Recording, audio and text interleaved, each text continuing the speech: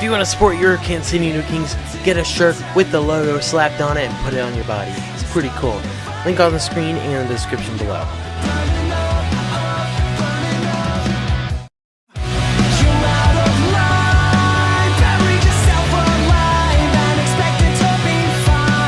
What is going on, dudes? My name is Nidokings, Kansas City Nidokings. Today we have our IBL Season 4 Week 5 Team Prep versus Shady Mexican and the Buffalo Drill. So I'm going to be going with the team that I built with little to no help at all to counter his squad, because he's got a very interesting squad that is going to be very difficult. Anyways, his team is Clefable, Milotic, Mega Beedrill, Shaman, Bronzong, Swellow, Tyrantrum, Typhlosion, Sandslash, Zoroark, and Rotom. Now, I'm going to let you know, I was really upset when he took freaking Milotic's second round, because I remember saying, and if you remember the draft recap video, how I was saying that the people I talked to said it wasn't going to go second round, then I could wait and pick something else up.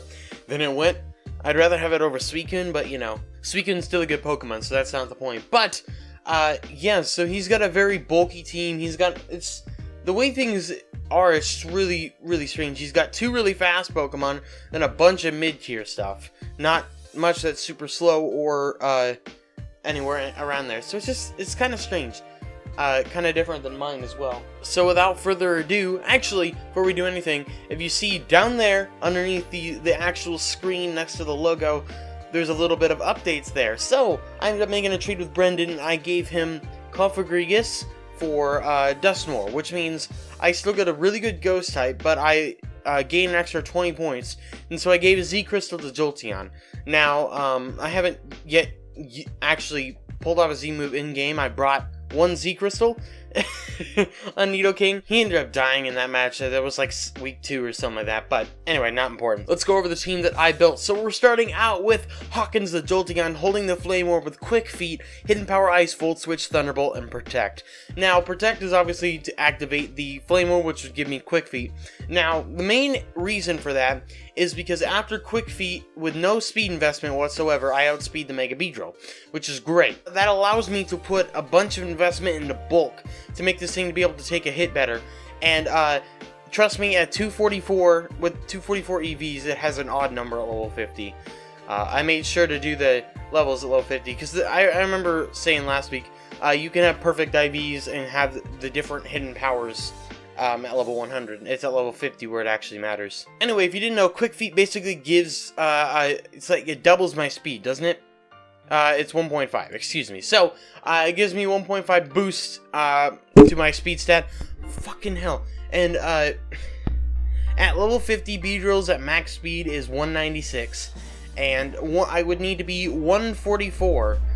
If I were 144 with the Quick Feet, I would tie with the Beedrill. So, I'm a little bit more than that. I went with 145. Swellow's outsped cleanly by that, and obviously everything else is. So, pretty good stuff. Hidden Power Ice, let's see. I brought that for Shaman, obviously, because Shaman can kind of wall this thing. Otherwise, hits Tyrantrum really damn hard. It also hit that Sandslash pretty well, it being a ground type and immune to both of my electric moves. I already mentioned Protect was to get up my my Flame Orb, and then Volt Switch and Thunderbolt are used to just hit hard and then pivot. This thing has a ton of special attack, a good amount of bulk investment, a little bit more in defense. I don't live in Earthquake from Sandslash, at least if it's like a max attack one, I believe. I looked that up. This allows Jolteon to focus away from its speed entirely, and give me more options when it comes to its stats. So, also Modest Nature, because I didn't need to run Timid. So, pretty cool stuff. Next up, we have the newest addition to the team, Nor the Dusknoir, holding leftovers with Taunt, also Frisk, Shadow Punch, Ice Punch, and Memento. So this was kind of a set that we were debating over a little while.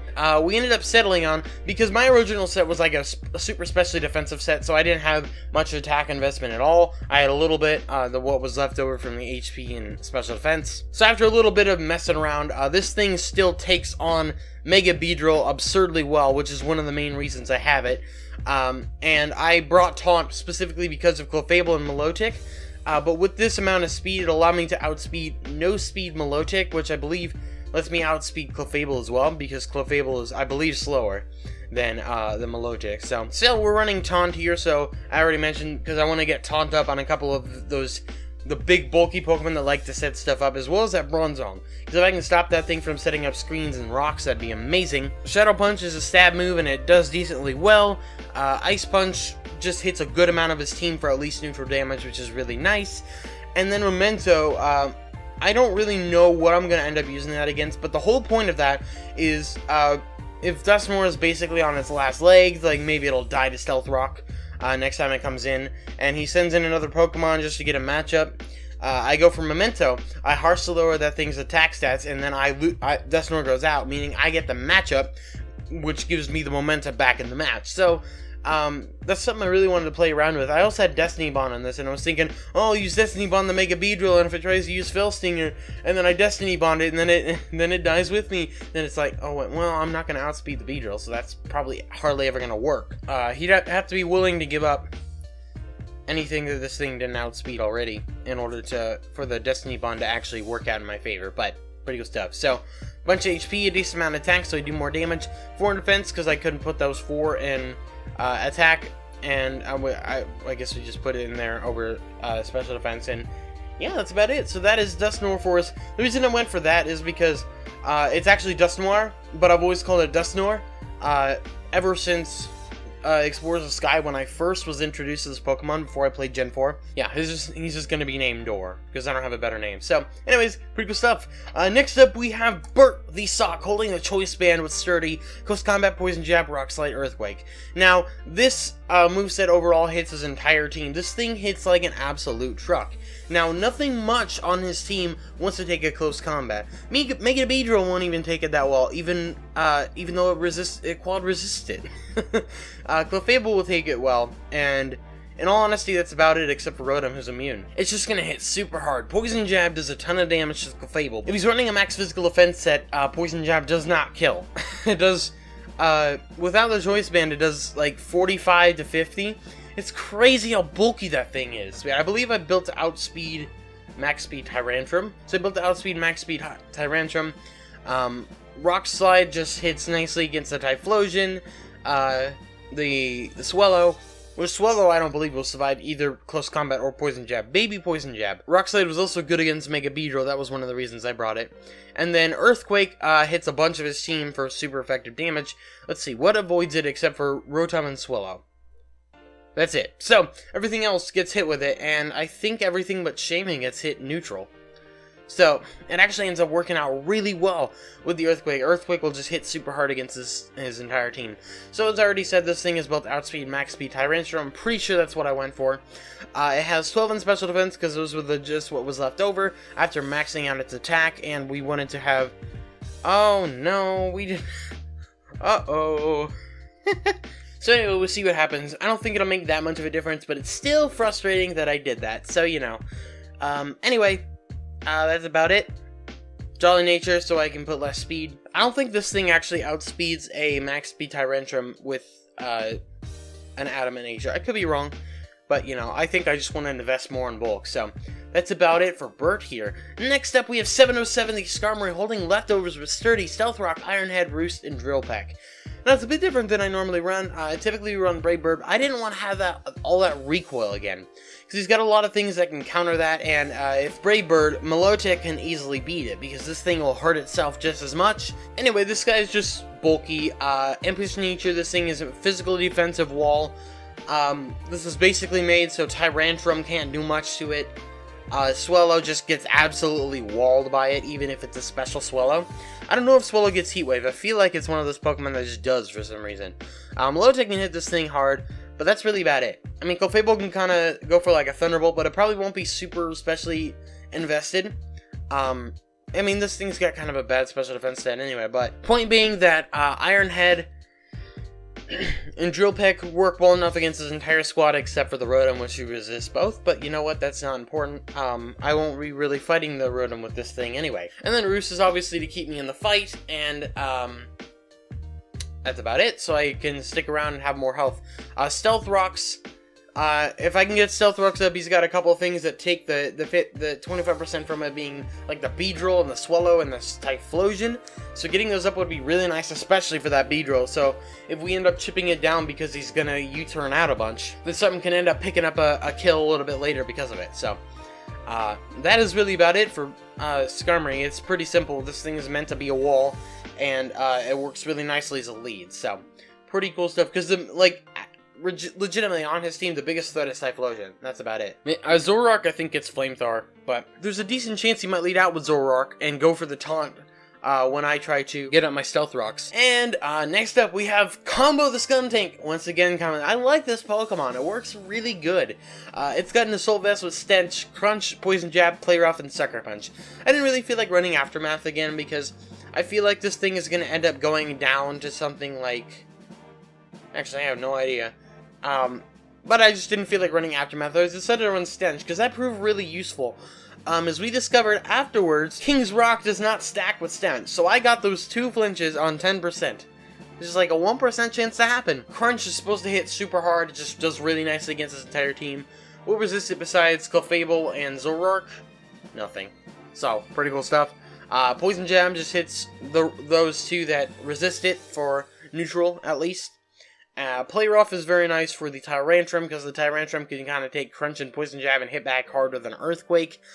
Play Rough is also really, really good for, what was the other Pokemon? Zoroark. It hits Zoroark really, really hard.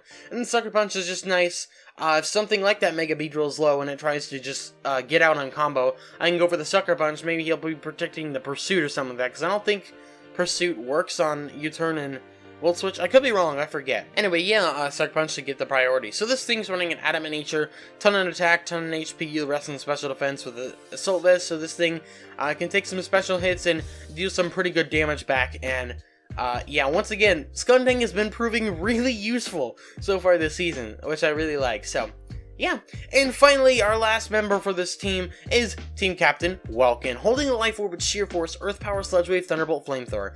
This thing runs over his team. If he's able to get in there freely, he can run over his team. Mega Beedrill can't do that much besides Drill Run. Who knows if he even bring it, because of a couple Pokemon that I have that would be able to avoid that. I want to actually do the double check, because I don't think I actually checked to see whether Welkin had, how well Welkin would take a hit from it.